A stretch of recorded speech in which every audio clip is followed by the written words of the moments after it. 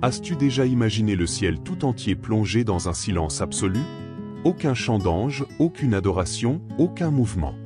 Un silence si profond qu'il semble trancher l'âme. Ce n'est pas juste étrange, c'est troublant. Dans un monde saturé de bruit, où chaque seconde est envahie de notifications, d'actualités et de distractions, le silence est devenu un inconnu. Mais si ce silence venait directement du trône de Dieu?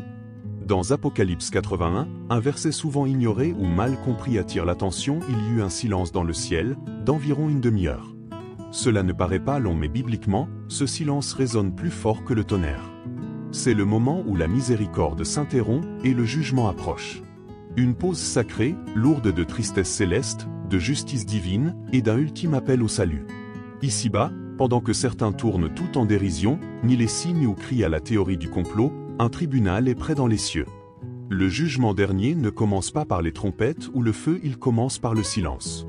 Et ce silence révèle une vérité que peu osent dire. Une vérité qui pourrait bien bouleverser ton destin éternel. Si tu ressens qu'un événement immense se prépare, que le monde fonce vers un effondrement spirituel, alors cette vidéo est pour toi. Explorons ensemble ce que signifie ce silence, ce qu'il dévoile sur notre époque, et pourquoi il pourrait bien être le dernier appel à la vigilance. Mais attention, après ça, tu ne liras plus jamais l'Apocalypse de la même façon. Imagine le ciel, ce lieu de louange perpétuelle, où les anges proclament sans cesse Saint, Saint, Saint devant le trône. Et soudain, plus rien. Pas un mot. Pas une harpe. Le silence total. Apocalypse 81 décrit un moment de choc. Comme si l'univers retenait son souffle. Une pause de 30 minutes au poids éternel. Et ne t'y trompe pas, ce silence crie plus fort que les prophéties les plus retentissantes. Ce moment n'est pas un hasard. Il marque la fin d'un cycle, le dernier sceau du livre sacré est sur le point d'être ouvert. Les 6 premiers ont déjà libéré guerre, famine, peste et tremblement de terre. Que peut-il y avoir ensuite? Ce silence. Une suspension dans le tribunal céleste.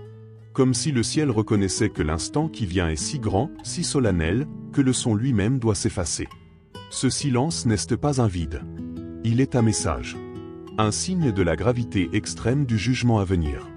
Le trône de Dieu va proclamer des sentences définitives, et le ciel se tait par respect.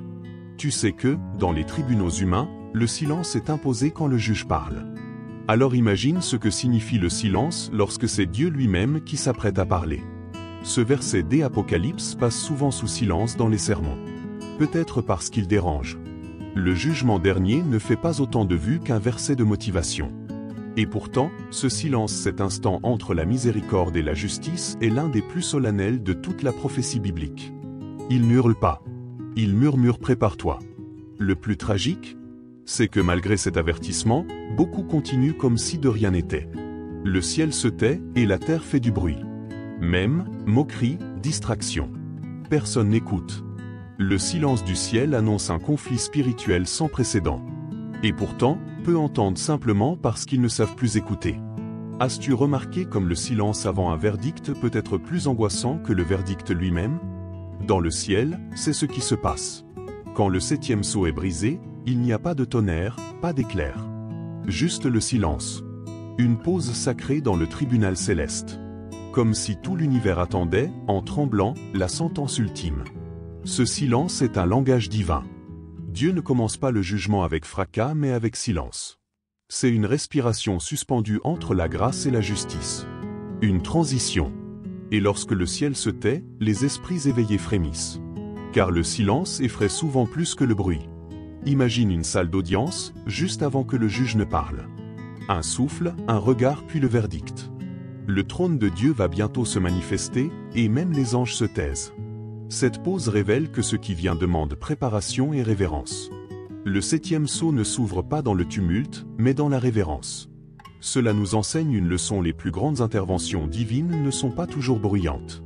Certaines des manifestations les plus puissantes de Dieu se font dans le silence. Les 7 trompettes n'ont pas encore sonné. Elles sont là, prêtes à résonner avec jugement. Mais avant cela, Dieu accorde un répit. Une dernière chance, avant que le marteau ne tombe. La plus grande ironie? Pendant que le ciel se tait par respect, la terre rit. Se moque. Ignore. La majorité ne réalise même pas qu'elle vit un moment prophétique. Mais pour ceux qui ont le discernement, ce silence n'est pas une pause pour se détendre, c'est un cri d'alerte. Le silence de Dieu n'est pas son absence. C'est une stratégie. Dans la Bible, Dieu se tait souvent avant une révélation. Sur le mont Sinaï, avant de parler à Moïse, il y eut tremblement, ténèbres et silence. Le peuple trembla, non pas devant les éclairs, mais devant cette attente sacrée. Élie l'a vécu aussi. Il attendait Dieu dans la tempête, dans le feu. Mais Dieu est venu dans un murmure. Un silence chargé de présence. Ce moment a redéfini notre compréhension de l'action divine.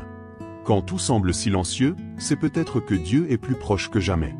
Dans le Nouveau Testament, le même schéma avant de ressusciter Lazare, Jésus pleure en silence. Avant la croix, il se tait devant Pilate. Et sur la croix, il ressent le silence du Père mon Dieu, pourquoi m'as-tu abandonné? Le silence divin est parfois l'endroit où la foi est la plus affinée. Dans l'Apocalypse, ce schéma se répète. Avant les 7 trompettes, avant les jugements les plus intenses, Dieu se tait. C'est comme s'il disait « Prends conscience de ce qui va arriver ». Un espace pour se repentir, choisir son camp. Ce silence n'est pas juste prophétique, il est miséricordieux. Beaucoup disent attendre une réponse de Dieu. Mais ignorent que le silence est parfois la réponse. Une réponse qui appelle à la réflexion, à l'humilité. Ce silence n'est pas la fin. Il annonce ce qui va faire trembler la terre et les cure. Pendant que le ciel se tait, la terre fait du bruit. Réseaux sociaux, divertissements, scandales, tout semble plus important que de lever les yeux. Mais Apocalypse 81 n'est pas un détail, c'est un avertissement. Un appel au repentir que peu entendent, noyés dans le bruit. C'est terrifiant de penser que pendant que le ciel se prépare au jugement, beaucoup rient, disent que ce n'est que fanatisme. Mais ce contraste entre la solennité céleste et l'indifférence humaine, Jésus l'a prophétisé. Comme au jour de Noé. Ce silence céleste, c'est comme une mère qui retient son souffle, sentant que son enfant est en danger.